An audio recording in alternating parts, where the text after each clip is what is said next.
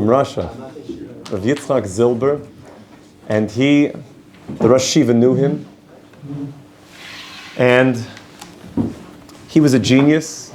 The Rosh Yeshiva said just meeting such a person was a proof of God, seeing such a brilliant human being. And in those days in Russia, you were not allowed to keep Shabbos. And he was a brilliant professor, and he would have to teach all week long. He was a mathematician, and his wife, I think, was an engineer. And he would teach all week. But they caught on at a certain point that he wasn't writing on the blackboard on Shabbos. He would teach, but he wouldn't put anything on the blackboard on Shabbos. And after some time, they caught on that Mr.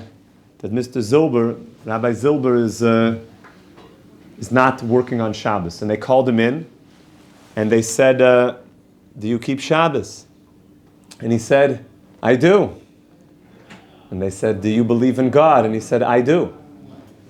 So of course at that time that was completely forbidden. And what did they do? They sent him to Siberia. And he has stories. He has since passed away. Unbelievable things. You have to ask for a Shiva about Rabbi Yitzchak Zilber. Yeah, the book is called To Remain a Jew. To Remain a Jew. To Remain a Jew. And they, when he was in Siberia, there was a certain point that it was Purim in Siberia. And they didn't have a Megillah. So what do you do in Siberia when you don't have a Megillah Esther? So he said to one of the Chevra over there, he said, you know, there's a Shita, the Ritva, that if you don't have a Megillah, you should say Hallel.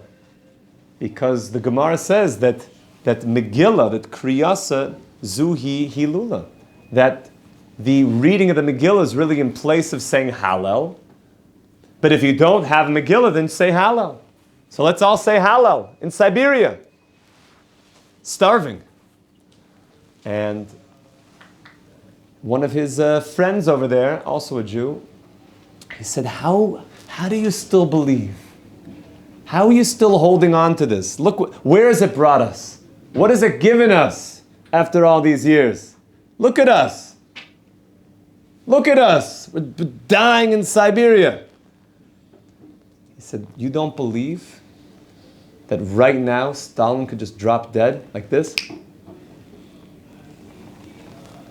A few days later, they got word in Siberia that Stalin had dropped dead. And word went out all around that Rabbi Yitzchak Zilber killed Stalin. Because he said he could, at the moment that he said that. Now, so, he was a brilliant person. He was a genius of a person. He could read through, you could have he would read through a cloth. Like imagine putting a book in a pillowcase. And he could read through the pillowcase. He could see through the holes in the pillowcase. And he could see. This is a person that was himself a proof of God. Kedai to read the book. Kedai to read the book. We're talking about the power of Torah. We're talking about the Torah's Kihem Chayenu. Torah is our whole life. And we're talking about how before we say Shema, there's a section here that we talk about the power and the love that we experience through learning Torah.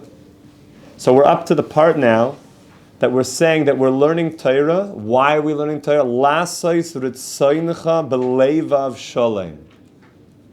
We're learning Torah in order to do your will. We're learning Torah to do your will, b'leivav shalom, with the complete hearts. Does something sound grammatically off about that? Complete hearts? Yeah, with complete hearts. It doesn't sound like good English. Singular. Yeah, it should have said we want to do your will with a complete heart. Why are we talking about doing your will with a complete hearts? What's off about that? Do we have two hearts? We have one heart. So the Torah says, "V'havtas Hashem Aleichem b'chol levavcha." You should love God with your hearts. That's also funny. Your souls? Oh, so the Gemara says, what do you mean your hearts? Well, you hang around here enough, we start talking about the anatomy of the soul and what's going on. And in fact, yes, you have two hearts. You might call it the right chamber, the left chamber. The right side of the heart is the headquarters of your good inclinations. The left side of the heart is the headquarters of your bad inclinations. So you want to get to a level where you're serving Hashem not only with your good inclination, your holy inclinations. That we know. Your holy inclinations always want to serve God. But imagine the evil inclinations. How do you get that to also come on board? How do you get my evil inclinations? Well, there's a few. Anybody have any ideas? Transform it into a good. Okay, so that is one answer, which is a very high-level answer, which is, yes, you have a part inside of you that wants to take you to, I don't know, party in Ibiza, or do whatever else is going on that's maybe not the best thing, or do things that would make a person look in the mirror and not respect themselves the next day. Sadly. We seem to do that all too often. And really the question is, why do I keep doing the things that make me disrespect myself? The answer is because we have a bad inclination. That's pulling me towards that. I don't want to do that. Now imagine if you could take that inclination. What is that inclination, by the way? That is your animalistic self. That's the part of you that identifies as a purely physical, animalistic, immediate pleasure-seeking creature. And therefore, you would want to go and just go to the bar and get totally wasted, and because that seems like a good idea right now, right? Except the problem is the next day you feel horrible about yourself. But the animal soul is not dealing with that. It's not thinking about that. It just wants something immediate right now. So it pulls you in those areas. Now that animal part of you, you know where it dwells? Like we said, the left side of the heart. The left side of the heart, any pre-med students here? What does the left side of the heart do? What's it responsible for doing? Bringing in the deoxygenated blood or pushing out freshly pumped up, oxygenated, vital, pumped up, Gold's Gym, pumped up blood? The left side gives it off. Pumped up, oxygenated, red, beautiful, pumped up, animal-like blood. Pumped up. Yes. Is it pumped up? It's pumped up. Thank you for asking. I wasn't sure if I made that point yet. Pumped up is pumped up. Pumped up is like, depends how pumped you are. It depends how pumped up the animal soul is. That's going to be how pumped the guy is. If the guy's doing a lot of push-ups, he's going to be more pumped. If the guy is by Gold's Gym, he's going to be even more pumped. If the guy is, pumping to some Tiesto, it's going to be mega pumped. Add some Avicii on that, he's uber pumped. He's mamish, it's pumped. It's pumped. Now, that left chamber of the heart is very pumped. It's very vital. It's very excited. Imagine you could harness that power for God. Imagine you could harness that power instead of running you to things that you shouldn't be doing. It will run you to the base medrash for Shachris. It'll run you to Rabbi Label's morning seder. It'll run you to afternoon seder. It'll run you to tefillin. Imagine that. Imagine being so pumped up that you just, like the same pump as a person who's in that flow zone when he's pumping. Thank you. I was going to give a more specific, but we'll go with the generic. I was going to think, I started triple jump for some reason, because I used to do triple jump in my day, and you get pumped, like by the triple jump. That last one was like flight. There's a lot of pump in that. So imagine you could triple jump your way to tefillin. Just as quickly as possible. As quickly as humanly, just get to your tefillin. So that's one explanation of b'chol levavcha. Not only that you're the right side of your heart, which always wants Hashem, but it's not as pumped. The left side, which has the oxygenated blood, which is always pumping a lot of life-giving blood. And that's why when you feel pumped, it's because there's good circulation, there's blood moving through the body. These ideas are found in the Tanya, speaks them out at length. It's always the Tanya, right? The Tanya's got the best stuff. And that's why we encourage somebody to be very healthy, extremely healthy, and you should be pumped up. It's very important. But we're nervous if a guy is too pumped up without a place to direct it.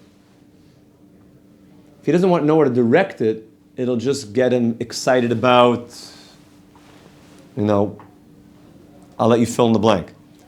So if you can direct that excitement towards Hashem, that's bechol levavcha. Do kirav on it. Bring that energy and draw it towards God. And David, that's a very nice answer. So that answer is brought down. There's another answer which is brought down, which is, how do I serve God with both my hearts? This, I would say, is that the first answer is very high level stuff. I want to go with maybe, I'm talking to myself, something more at my level. Serving Hashem with both of your hearts also means when the other heart, when the left side of my heart starts telling me what I should be doing and starts whispering in my ear things that wouldn't be something that I respect myself for doing, it's an indication that I probably shouldn't do that. So I'm serving Hashem by listening to what the guy is whispering in my ear, and then I know I better not do that. You hear that? Right? When you could hear that voice that's telling you, you better eat that Big Mac. Big Mac's a treif, for anybody who doesn't know. Or that cricket burger. Because meat is usser in the world now. Eat the cricket burger. And you say, yeah, but crickets, you're not allowed to eat crickets. They're treif. So, if the voice is telling me to do something that I shouldn't be doing, it must be that's the voice of the Yetzer Hara, and I'm able to I have clarity. Now I know what not to do. Any questions on that? Oh, but it seems much more difficult than the former. Yeah? Yeah. To have these thoughts of negative, but then not do it, as opposed to having thoughts of positive. So the higher level, though, means that a guy doesn't even get the negative thoughts. He's so pumped, and it's directed towards mitzvahs. Imagine that. He doesn't even get the voice anymore. That's called libi chala b'kirbi. That's a very high level. That a person's not even tempted to do things that would be beneath him to do. He's not even tempted. Like his phone, and there's a pop-up. You know what it says? Pardon? God. So God, that's the good ones. So he always goes to those ones. That's pashut. But then, it happens to be, I don't know, since I last checked, that there's other pop-ups that come. That say like, these. Car warranty. What's that? Car warranty. Car warranty. Okay, that seems parav. I'm okay with that. I was gonna go with something like, these two, ladies want to meet you tonight. Yeah. Why did that just pop up? And he has a thought of like, wouldn't that be a nice idea to do that? So why is he going in that direction? He's thinking shidduchim, right? Yeah, like I want to teach him Torah. But he's in the kiruv. So, be careful with that heter. Not pashut. So he knows this is not, not going in a good direction. He knows that's not what they're interested. He's thinking, the more reason. No, not a good idea. Clipped. The idea is done. Don't go. He knows that is it's just a lead for an avera. It's asking for avera. Oh, here's another one. $500 into your account to join our gambling. They always give you like 500, cool ones to like start you off, and then you put your credit card in. That's how they suck you in. But the guy's like, no, it's going to be awesome. I'm going to win so much. It popped up. I should give it a shot, right? That's kind of a basic rule in life, is that just because something popped up doesn't mean, because the person can say, oh, the Lord sent it to me. It's a sign from the Lord. I'm seeing the unbelievable signs from God pointing me towards getting involved in gambling. No, it's a bad idea. Don't get involved in gambling. Gambling ruins people's lives. Yes? There's two major problems with gambling. Problem number one. There is something that's called theft, and then there's something called not quite armed robbery and theft, but a sort of coerced extraction of money from the person, and he did not want to give it to you. And I'll explain. We're all playing poker. And we all buy chips.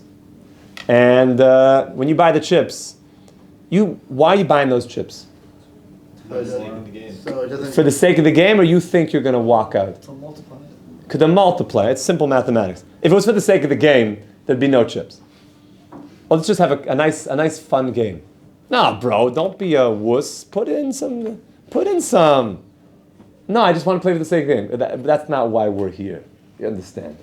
We're here because we want to multiply. So everyone gets the chips, and then you have a straight. Apparently that's pretty good. The other's got a straight flush. The other guy's got, what's better than that? Royal. That's the only thing better? Yeah. 4 aces. Is better than a straight flush? No, royal. Machlokes? But what's better? There's nothing better than royal flush. Yeah, but what's Well, you can't have a royal flush without 4 aces. With some have 4 aces. fine? Royal's the top, straight is second. So you have a straight.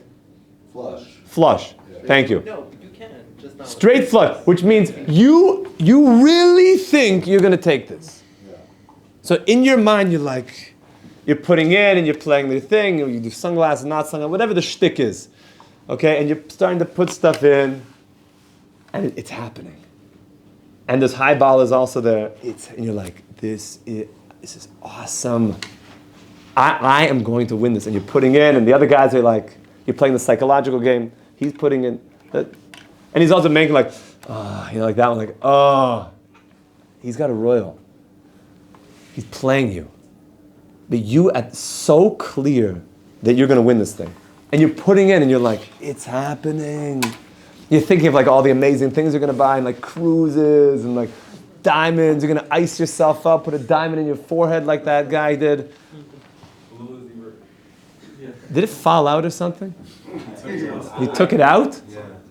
It like messed up his What was the Havamina in the first place? And that's all I'm saying. What was the Havamina? Diamond in a head? To implant the diamond, whatever. Okay, it's crazy. Without Torah, you do crazy things.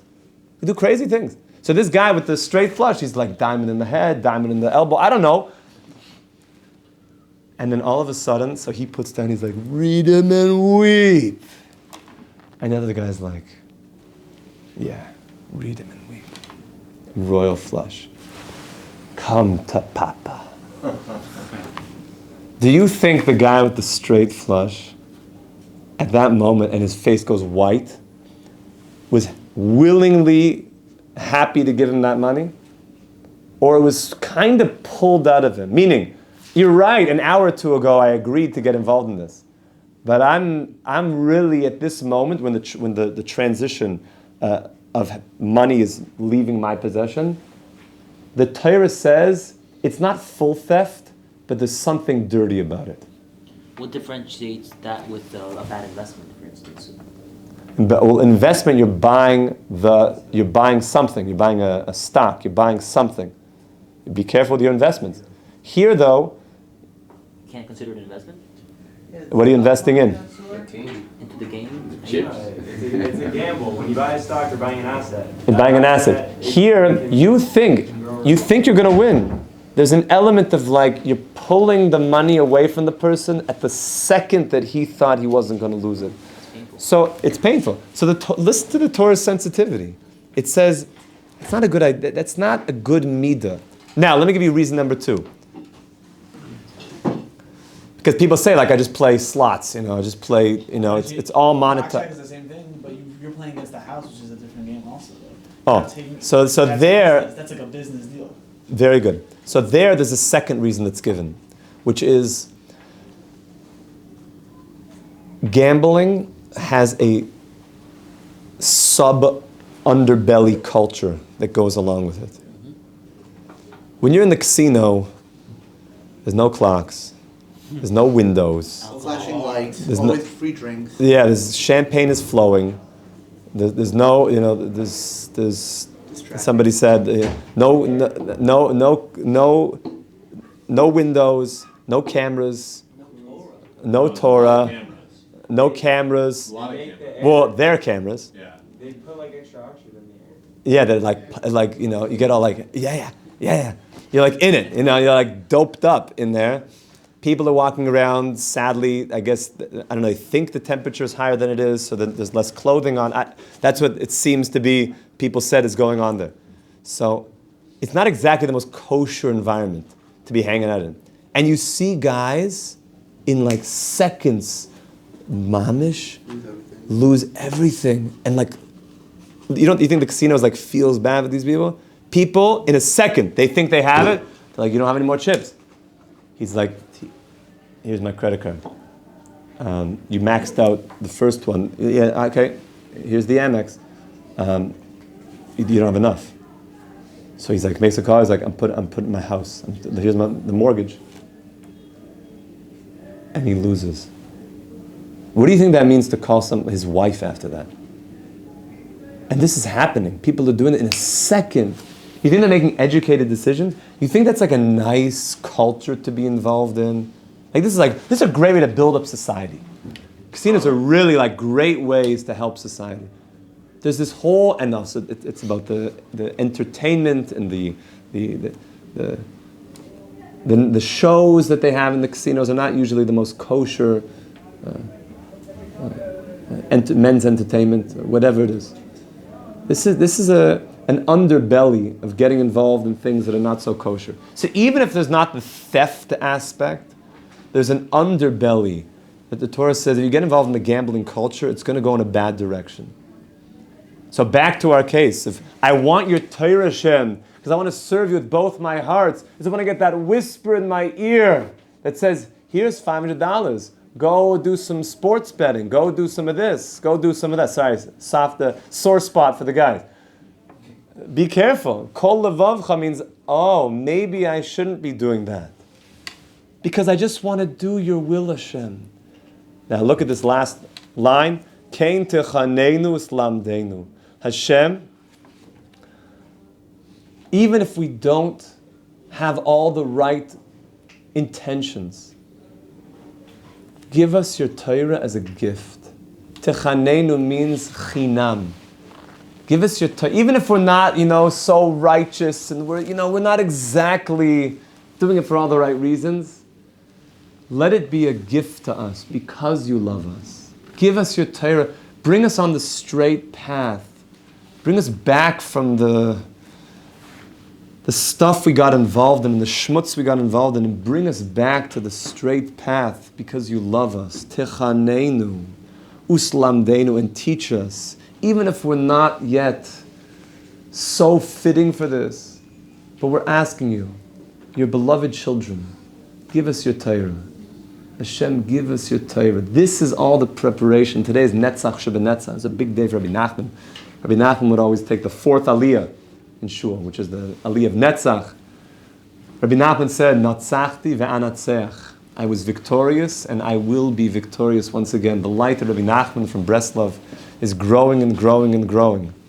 And that's the light of the Baal Shem Tov, the light of the great, great tzaddikim. Today is the Yurtzar, the Kamarna Rebbe, who brought the light of Kabbalah and Chassidus together and is bringing this light into our hearts in a tremendous way. Connect yourself to the tzaddikim. If you guys are here, it means you're in a very, very amazing place and you found something tremendous. And it means that if you continue on this trajectory, you're going to see great success and great, wondrous, wondrous blessing in your life. We should have that blessing. We should see Mamish today, Hayom, the day of Netzach, the day of victory. The great, great Kibbutz Galius, that everybody should come home from the four corners of the world. We should see the building of the Beis HaMikdash right here. You guys are going to have a great seat. Mamish, Eisha Torah, we have prime real estate. You're going to have first dibs on going and shaking hands with Mashiach, b'siyat d'shmai. We should see his coming today. Amen. Kol tov. Chazak u'baruch.